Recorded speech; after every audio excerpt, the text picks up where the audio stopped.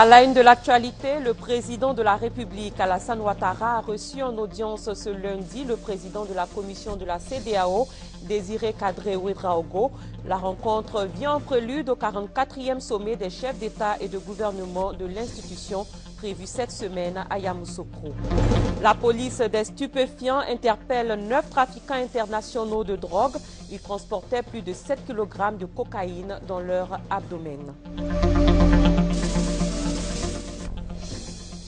À l'étranger, en République démocratique du Congo, le lancement d'une pétition ravive le débat autour d'un 3e mandat du président Joseph Kabila. Bonsoir et bienvenue dans votre journal sur RTI 1. Audience au palais présidentiel, le chef de l'État, Alassane Ouattara, a échangé aujourd'hui avec le président de la commission de la CEDEAO, Désiré Kadré Ouédraogo. Cette rencontre intervient à quelques jours du sommet de la communauté économique des États de l'Afrique de l'Ouest à Yamoussoukro. Jérôme Kofi Abolin nous en parle. Le président de la commission de la CEDEAO reçu en fin de matinée ce lundi 24 mars 2014 par le président de la République, Alassane Ouattara. Les échanges se sont déroulés au palais présidentiel. Désiré Kadré Ouédraogo a rencontré le président Alassane Ouattara dans le cadre des travaux marquant la 44e session ordinaire des chefs d'État et de gouvernement de la CEDEAO prévue les 28 et 29 mars prochains à Yamoussoukro. Nous sommes venus rendre compte au président de la République des conditions de préparation de la 44e session de la conférence des chefs d'État et de gouvernement de la CEDEAO. Nous avons saisi cette occasion pour renouveler au président de la République l'expression de la gratitude de toutes les institutions de la communauté pour son soutien constant qui nous a permis d'obtenir de grandes avancées dans tous les chantiers de l'intégration en Afrique de l'Ouest, que ce soit sur le plan politique, dans le domaine du maintien de la paix et de la sécurité, ou que ce soit sur le domaine économique. Naturellement, la commission de la CEDEAO est passée de 9 à 15 membres, conformément à la décision des chefs d'État. Et je suis venu l'informer également que les nouveaux commissaires ont effectivement pris fonction le 1er février dernier. Pour Désiré Kadré Ouédraogo, cette rencontre avec le président Alassane Ouattara a été aussi l'occasion de recueillir ses instructions et ses conseils en sa qualité de président en exercice de la CEDEAO. Cela en vue des préparatifs pour la réussite de ce sommet qui va se dérouler dans la capitale politique de la Côte d'Ivoire. Nous changeons de registre pour parler économie. Après Abuja, la 7e rencontre annuelle des acteurs du monde du karité se tient en ce moment à Abidjan. Collectrices de noix, acheteurs, exportateurs et industriels tenteront au cours de ce conclave de relever les défis auxquels fait face le secteur. Noël Nyagnou. Le beurre de karité, produit de 2e transformation en Côte d'Ivoire après l'amande obtenue de la noix. Une autre référence de l'agriculture ivoirienne, 5e producteur mondial sur 21 pays avec environ 40 000 tonnes et un potentiel de 150 000.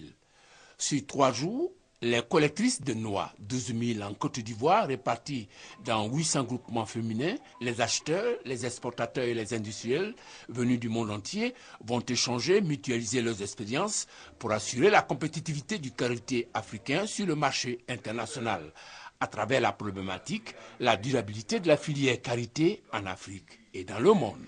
En Côte d'Ivoire particulièrement, la durabilité commence par la place de la femme dans la filière, d'où le plaidoyer de Mme Anne Ouleto. Le karité poussant en état sauvage, seules les femmes savent maîtriser les saisons favorables pour le ramassage et donner ensuite au karité, dans des conditions hélas très difficiles, sa première forme utilisable. Autre piste de réflexion pour résoudre la question de la durabilité, en Côte d'Ivoire, les défis à relever en amont de l'activité industrielle du karité. La préservation et la gestion des peuplements de l'arbre à karité. La domestication par l'amélioration génétique et la maîtrise des techniques de multiplication végétative. Le renforcement des capacités des collectrices et de leurs organisations, l'amélioration du taux de transformation, l'organisation et le développement du circuit de commercialisation. un début de réponse à l'organisation et au développement de la commercialisation, l'exposition des produits issus du karité. 41 stands vont exposer 72 heures durant les produits de la filière karité et ses démembrements. Ouverte ce lundi, la rencontre d'Abidjan, la 7e du genre, depuis l'avènement de Global Alliance Karité, va clore ses travaux le mercredi 26 mars prochain.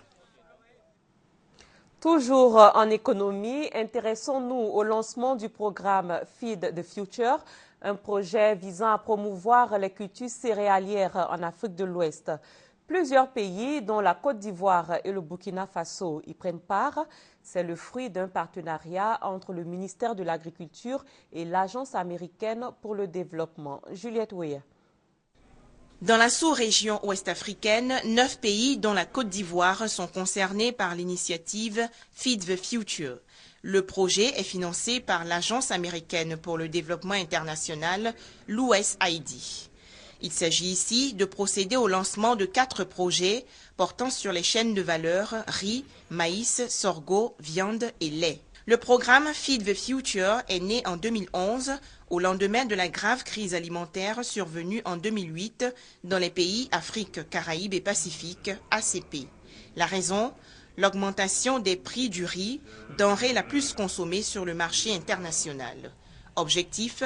Améliorer la production des pays ACP afin de réduire leur dépendance vis-à-vis des importations. Nous pensons qu'avec une croissance de l'ordre de 7% de la consommation en riz, ce besoin va aller en s'accroissant. Nous comptons combler ce déficit en 2016, créer un stock de sécurité entre 2016 et 2018 et donc exporter avec 2018, à partir de 2018 dans la sous-région. Les productions en net vont être de l'ordre de 3 millions de tonnes de paddy, donc environ 1 500 000 600 000 tonnes de consommation. L'atelier de lancement du projet Feed the Future sur les céréales et la biodiversité va s'achever le 28 mars prochain, une porte ouverte à la réalisation du premier objectif du millénaire pour le développement, à savoir éradiquer l'extrême pauvreté et la faim. Dans la rubrique santé, ce lundi 24 mars marque la célébration de la Journée internationale de la tuberculose, une journée qui a pour but d'attirer l'attention du public sur les conséquences de cette pathologie. En Côte d'Ivoire, près de 9 millions de personnes sont atteintes de la tuberculose. La célébration officielle de la journée est prévue le 5 avril prochain. Franck Quadio. Chaque année, près de 9 millions de personnes développent une tuberculose active et pas moins de 2 millions succombent à la maladie, selon l'OMS. L'Organisation mondiale de la santé et le partenariat HALT à la tuberculose sont sur la brèche chaque année pour la promotion d'une journée dédiée à la lutte contre la pandémie. Sur les 9 millions de malades annuels, le tiers n'a pas encore accès au système de santé. Et cette journée donne le lieu de mettre en œuvre des actions et multiplier les partenariats afin de permettre à ces 3 millions de malades d'être pris en charge. Une journée alors pour sensibiliser en dépit des progrès réalisés. La mortalité liée à la tuberculose a diminué de 45% dans le monde depuis 1990. Mais il y a encore des efforts à faire, surtout au niveau des pays pauvres où l'on enregistre plus de 95% de décès dus à la tuberculose. Une maladie qui figure toujours parmi les 3 premières causes de mortalité chez les femmes âgées de 15 à 44 ans. En Côte d'Ivoire, plus de 25 294 cas de maladie ont été enregistrés, donc 60% de formes contagieuses. La cérémonie officielle, notons-le, aura lieu le 5 avril prochain. La fièvre Ebola fait des ravages en Guinée. Apparue début février, l'épidémie de fièvre virale hémorragique a causé la mort d'au moins 59 personnes dans ce pays qui fait frontière avec la Côte d'Ivoire. Les autorités ivoiriennes, à travers le ministère de la Santé, ont mis en place une stratégie en vue de sécuriser le territoire. Stratégie qui tourne essentiellement autour du renforcement de la surveillance épidémiologique, notamment dans l'ouest du pays, et de la sensibilisation des populations aux gestes à adopter pour éviter la maladie. Fatou Fofana. Le virus Ebola est-il aux portes de la Côte d'Ivoire ? La question revêt un caractère particulièrement important et est traitée comme telle par les autorités sanitaires du pays. Depuis hier dimanche, des réunions d'urgence se tiennent au ministère de la Santé et de la lutte contre le sida. Il en résulte un dispositif sécuritaire et sanitaire important, notamment au niveau des frontières avec la Guinée-Conakry, où une épidémie a fait une 60aine de morts depuis le début du mois de février. D'abord, le renforcement de la surveillance épidémiologique dans tout le pays, surtout dans la région ouest. 2. Le renforcement du contrôle sanitaire aux frontières terrestres et aéroportuaires. 3. Le renforcement de la vigilance dans les services des urgences, des hôpitaux publics et au niveau des établissements sanitaires privés. 4. L'organisation de la prise en charge des cas. 5. La création d'un poste avancé de coordination à l'ouest. 6. L'organisation de campagnes de sensibilisation. Certaines de ces mesures sont déjà appliquées, dont le suivi des populations aux différentes frontières terrestres et aéroports, et les populations elles-mêmes ont un rôle à jouer pour se protéger de la maladie. Il s'agit pour éviter la contamination, d'éviter de chasser les gibiers, les chimpanzés, chauves-souris, gorilles, antilopes, porc-épics, etc. D'éviter la manipulation et la consommation des animaux. Deuxièmement, en cas de suspicion de la maladie se présentant sous forme de fièvre, de maux de tête ou de saignement, prévenir l'agent de santé de la localité la plus proche du malade.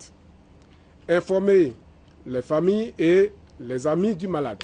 Les malades doivent rester chez eux et éviter de se rendre sur le lieu de travail ou à l'école ou à tout lieu de rassemblement. Désinfecter tout objet souillé par les sécrétions du malade avec une solution javelisée. Se laver les mains avec de l'eau et du savon fréquemment et soigneusement. Et enfin, éviter toute manipulation des malades. L'application stricte de ces mesures devrait mettre les populations ivoiriennes à l'abri du virus Ebola. En tout cas, c'est une priorité pour le ministère de la Santé. La fièvre Ebola a fait donc rage en Guinée. La pathologie mortelle s'est répandue dans plusieurs villes du pays, dont la capitale Conakry. Les autorités guinéennes sont donc à pied d'œuvre pour éradiquer l'épidémie.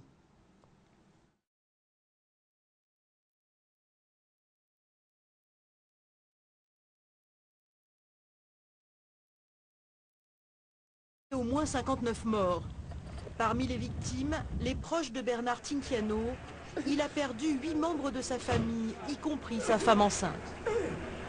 Mon famille, il est fini maintenant.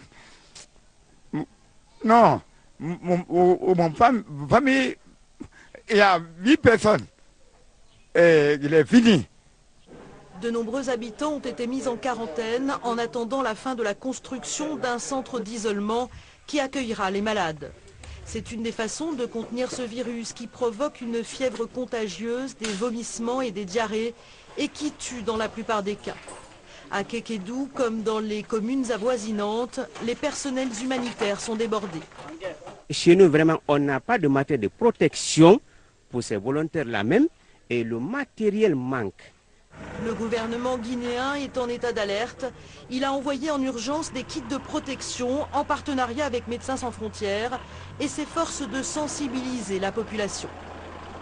Mettre un périmètre de surveillance par rapport à ces zones-là et édicter, faire comprendre aux populations les mesures élémentaires d'hygiène, de consommation, de partage d'aliments, d'habits, de matériel, de manière à ce que l'épidémie reste circonscrite. Pour le moment, il n'y aurait pas de fièvre Ebola à Conakry. Les services sanitaires sont à pied d'œuvre. Toutes les mesures sont prises pour contenir l'épidémie qui inquiète aussi les pays voisins de la Guinée, le Libéria, la Sierra Leone et le Sénégal qui ont lancé des dispositifs de surveillance. Un mot de transport. 106 délégations de transporteurs se sont entretenues ce lundi avec le ministère des Transports qui leur a expliqué les bienfaits de la nouvelle réforme du secteur. Le commentaire de Doigt de Laser. Le Haut Conseil des transporteurs de Côte d'Ivoire approuve désormais la nouvelle réforme du secteur des transports engagée par le ministère de tutelle. Pour le président de cette organisation, l'initiative du ministre des Transports, Gaussou Touré, qui vise à assainir et moderniser le secteur des transports en Côte d'Ivoire, vient à point nommé. Doyen Zikan, Doyen Mangala, Doyen Eza Djabi, autour de moi. Quand on dit les transporteurs aujourd'hui, quand on enlève le 3, il n'y a plus de transporteurs. Et ils sont à côté de moi. Ils m'ont donné leur aval pour dire que de prendre toute la garantie au nom des transporteurs pour dire que les femmes, ils ont adhéré. Pour sa part, le ministre Gaussou Touré rassure les transporteurs du bien fondé de la réforme. N'hésitez pas, vous avez fait le bon choix. Je vous salue, je vous remercie, je vous honore. Et je ne pensais pas autre chose. Parce que je sais que depuis très longtemps, nous sommes ensemble. C'est la raison pour laquelle, depuis mon arrivée, je n'ai rien d'autre demandé que l'union. 106 délégations des transporteurs de Côte d'Ivoire ont également adhéré à la décision de la réforme du secteur des transports. Le lycée international Jean Mermoz de Cocody est en pleine réhabilitation. Il doit ouvrir ses portes à la prochaine rentrée académique 2014-2015. L'établissement pourra-t-il respecter ce délai? Quel est l'état d'avancement des travaux? Je vous invite à suivre ce grand format proposé par Sidonie Davila et Gabriel Zani. Le collège Jean Mermoz rouvrira ses portes en septembre prochain à la rentrée académique 2014-2015 sous une nouvelle appellation, le lycée international Jean Mermoz de Cocody. Fermée depuis plus d'une décennie du fait de la crise ivoirienne, cette école de renommée internationale refait sa toilette pour accueillir près de 2600 élèves. Les travaux de réhabilitation entamés en septembre 2013 se déroulent bien et plus qu'une certitude seront livrés dans le délai requis selon le chef de projet. Nous avons fait tout pour respecter les normes de sécurité incendie. D'ici mi-mai déjà, nous comptons vous livrer les bâtiments scolaires et au plus tard fin juillet, nous aurons les équipements et l'école pourra tourner convenablement. De l'avis des ouvriers travaillant le jour, on peut affirmer qu'il n'y a pas de problème majeur pouvant freiner le cours normal des travaux. Nous sommes en train de régler les appareils sanitaires, ça se passe bien. Des équipes s'attellent nuit et jour dans le souci de livrer ce joyau éducatif à temps. En plus de la réhabilitation, d'autres constructions sont en cours pour non seulement augmenter la capacité d'accueil, mais surtout permettre aux élèves d'être dans des conditions optimales de travail. Salle de jeu, gymnase climatisé, piscine semi-olympique, salle informatique, centre de documentation et d'information, services techniques, infirmerie, parking bus, réfectoire. La mission laïque française en tant qu'organisation travaillant avec le gouvernement français pour la mise en place et l'administration d'un réseau de plus de 120 établissements français repartis dans le monde pourra conduire la gestion de cet établissement de prestige à la demande de l'État, désormais actionnaire majoritaire à hauteur de 57%. Et nous sommes là aujourd'hui pour saluer sa renaissance. Nous sommes très honorés de reprendre le flambeau et de faire en sorte que Mermoz puisse rouvrir dans les meilleures conditions possibles. Lorsque il a fallu appeler à la renaissance de Mermoz, ce sont plus de 3000 anciens qui d'un seul coup ont manifesté leur volonté de voir ressurgir leur ancien établissement. C'est aussi une éducation faite à la fois de rigueur, d'apprentissage de l'effort, de respect de l'autre, de respect aussi de toutes les différences, de telle sorte que cet établissement puisse participer à Abidjan, dans cette période extraordinaire de reconstruction, à créer une société pacifique, unie et qui croit en l'avenir. Jean-Christophe Débert a la ferme volonté de hisser cet établissement de prestige au rang des grandes écoles de la planète. Le lycée Mermoz constitue un idéal de réussite pour tous ceux qui ont eu la chance d'y faire un tour. Quand vous interviewez les anciens, et vous verrez les parcours extraordinaires de vie qu'ils représentent un peu partout dans le monde, le bilinguisme, voire le trilinguisme, seront le ciment de ce programme pédagogique. C'est un idéal de réussite, de solidarité, d'entraide, de paix et d'ouverture au monde. Pour nous, c'est un défi. C'est notre défi. Nous le ferons à Abidjan.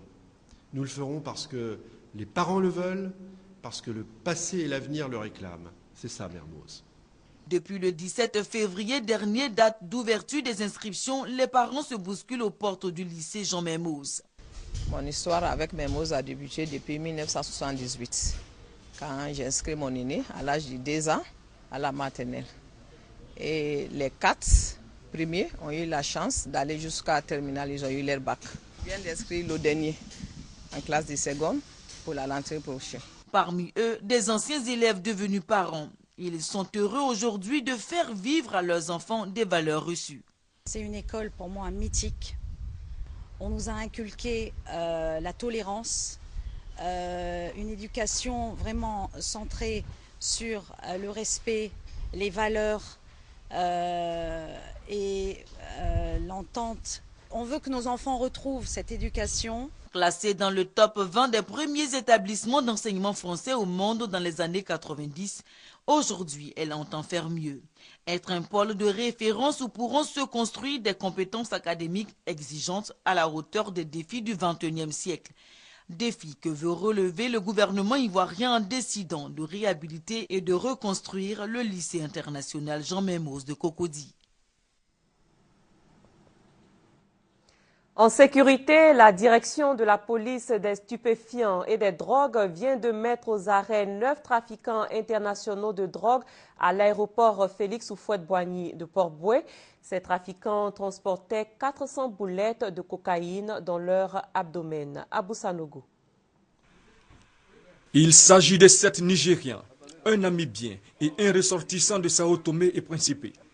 En provenance de Casablanca au Maroc via Abidjan, ils ont été appréhendés à l'aéroport international Félix Houphouët-Boigny par les agents de la cellule aéroportuaire anti-trafic, une entité de la direction de la police des stupéfiants et des drogues. En partance pour le Nigeria, ces 9 individus transportaient dans leur abdomen plus de 400 boulettes de cocaïne, l'équivalent de 7 kg de drogue. Interpellés dans la nuit de samedi à dimanche, sur les 17 qu'ils étaient, 9 d'entre eux ont été contrôlés positifs après un examen antidopage. Mis en observation, ils ont finalement rendu cette quantité importante.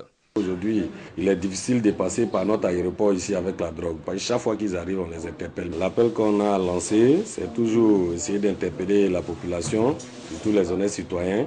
Dès qu'il y a une information, il faudrait qu'on soit averti à temps afin de prendre vraiment des mesures efficientes pour pouvoir éradiquer ce phénomène de la drogue en Côte d'Ivoire. La cellule aéroportuaire anti-trafic de l'aéroport international Félix Houphouët-Boigny a été mise sur pied depuis 4 mois. Elle est à sa 3e prise. Les 9 trafiquants seront mis à la disposition du parquet ce mercredi pour répondre de leurs actes. Parlons de collectivités locales. Le Forum international sur la gestion des collectivités territoriales, c'est pour septembre prochain dans la capitale économique ivoirienne. L'annonce a été faite récemment par le gouverneur du district autonome d'Abidjan, Robert Begré-Mombé. C'était au cours d'une cérémonie tenue à l'hôtel de ville. C'est ce que nous dit Chantal Eouman Akandan. Cette rencontre a été l'occasion pour lancer les travaux du comité scientifique en vue de l'organisation du Forum international sur la gestion des collectivités territoriales, prévu en septembre 2014 ici à Abidjan.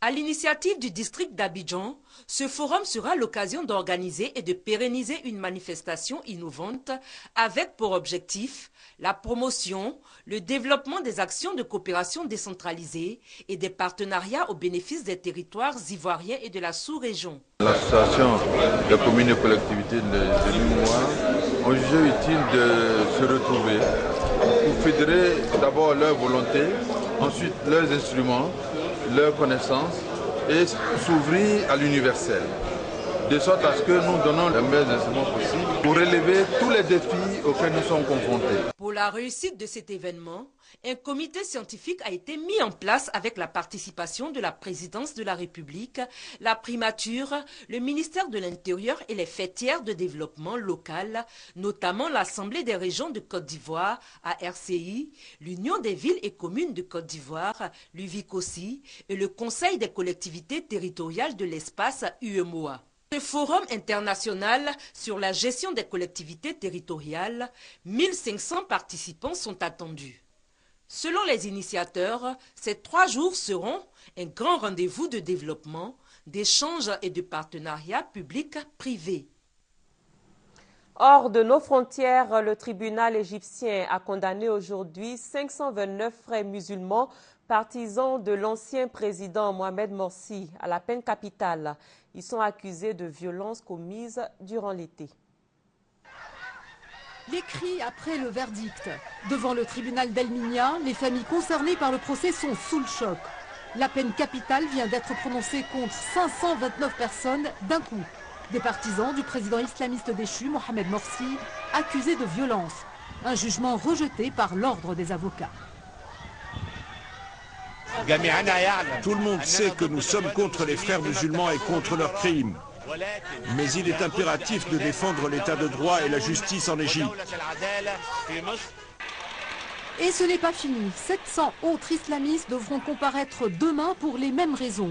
Des violences commises le 14 août dernier dans la ville de Minya, suite à une journée de répression sanglante au Caire, où des centaines de manifestants pro-Morsi avaient été tués. Depuis cette date, la chasse à l'homme continue contre les frères musulmans. Comme Mohamed Morsi, presque tous leurs dirigeants sont actuellement jugés et encourent la peine de mort. Des procès souvent expéditifs qui renforcent la tension dans le pays. L'armée, qui avait promis une transition démocratique, est aujourd'hui plus que jamais critiquée par les organisations de défense des droits de l'homme. Après bientôt 13 années passées au pouvoir, le président de la République démocratique du Congo, Joseph Kabila, peut-il briguer un 3e mandat? Le lancement d'une pétition dans le pays ravive le débat. C'est lui qui a allumé la mèche. Claude Machala appelle les Congolais à consigner leur signature dans ces registres bleus pour permettre au président Joseph Kabila de briguer un 3e mandat. Nous devons arrêter avec la culture des chantiers inachevés. Et Kabila, ce n'est que l'ouvrier du peuple. Et tant qu'il y a de quoi payer les manœuvres, tous travaux que nous sommes, lui, l'ouvrier en chef, ne peut pas abandonner les chantiers. Claude Machala se fixe un objectif, récolter 6 millions de signatures. Pour l'heure, il n'en a recueilli que 50 000. L'initiative de ce cadre du parti au pouvoir engendre de vives réactions au sein de la classe politique congolaise. L'opposition accuse les responsables du PPRD de provocation. Ils ont déclaré la guerre contre la population et la population doit se prendre en charge. Ils ont affaire aux gens qui voient clairement ce qu'ils veulent faire et nous allons barrer la route à ces inciviques. Dans sa ferme privée située à 80 km de Kinshasa, Joseph Kabila réunit les membres influents de la majorité présidentielle pour recueillir leur avis sur la question de son 3e mandat. Mais le chef de l'État congolais lui-même ne se prononce pas. Ses lieutenants multiplient des déclarations ambiguës. Le président de la République est respectueux de la Constitution. Il la respectera. Il sera remplacé le jour où il y aura un président de la République élu conformément à la Constitution. La société civile congolaise suit de près le débat entre le pouvoir et l'opposition, mais elle prévient qu'elle s'élèvera contre toute modification de la Constitution pour permettre au président Joseph Kabila de se présenter en 2016. Fin de cette édition. Merci d'avoir été des nôtres. Bonne fin de soirée sur RTI1.